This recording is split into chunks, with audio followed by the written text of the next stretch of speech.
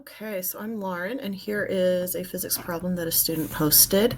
So we're trying to make a solenoid who has a self-inductance of 1.8 millihenries. You are given a cross-sectional area, so we know the area of this cross-section, and we also know that it has a length of 0.053 meters. And we are asked how many turns of wire do we need, or how many times are we going to go around this solenoid. Okay, so we want to know how many N turns we need. So the first thing you're going to want to do is to find some equations that can relate all of these things together. So we're going to do the inductance equation, which is L is equal to N times the magnetic flux divided by the current. So this is your definition of inductance if you just have like a regular N turns around a wire and your magnetic flux and your current. And if you look at this, we know that we need the N, so that's good. We have the inductance, but we do not have the flux or the current. So we have to come up with some more equations to get to that point. So if you remember from the beginning of Physics 2, magnetic flux is equal to BA cosine of theta, where the cosine of theta here is the angle between the B and the A vectors. So these are vectors, if you remember. So technically it's a dot product. You want to be very mathematically correct. That is the correct equation. And then there's no vectors up there. So we now have our area, which we are given in our problem. We're given a cross-sectional area. But now we need to figure out what is the B field of a solenoid.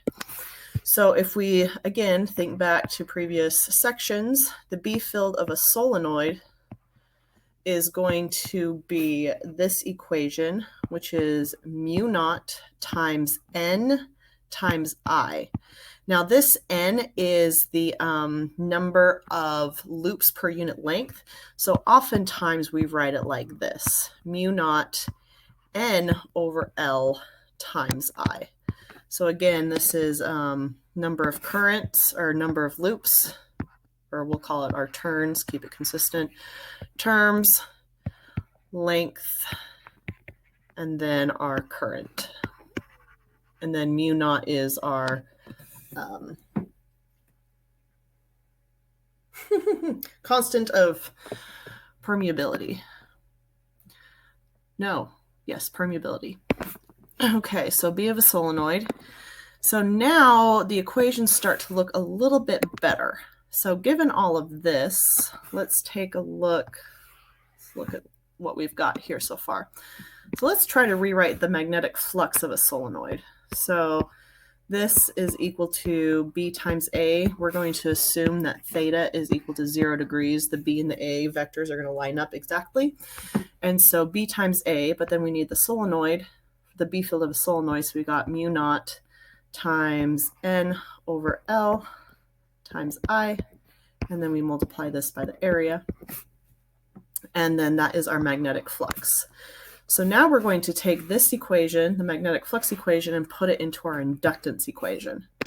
So now we have L is equal to N, the magnetic flux, over I. Now we're going to plug in that magnetic flux equation that's just right above. N over I, mu naught N times I times A divided by L. Okay, so now we've got this big, huge equation. Now we're starting to see some things that we can actually use here. We're still looking for N's. We don't have I. We don't know the current, but look, the currents are going to cancel. We have the area, we have the length, and we also have the inductance. So we have all of these things. I'll put check marks by them. We know the mu constant, we know L. And so now we're going to solve and isolate for N.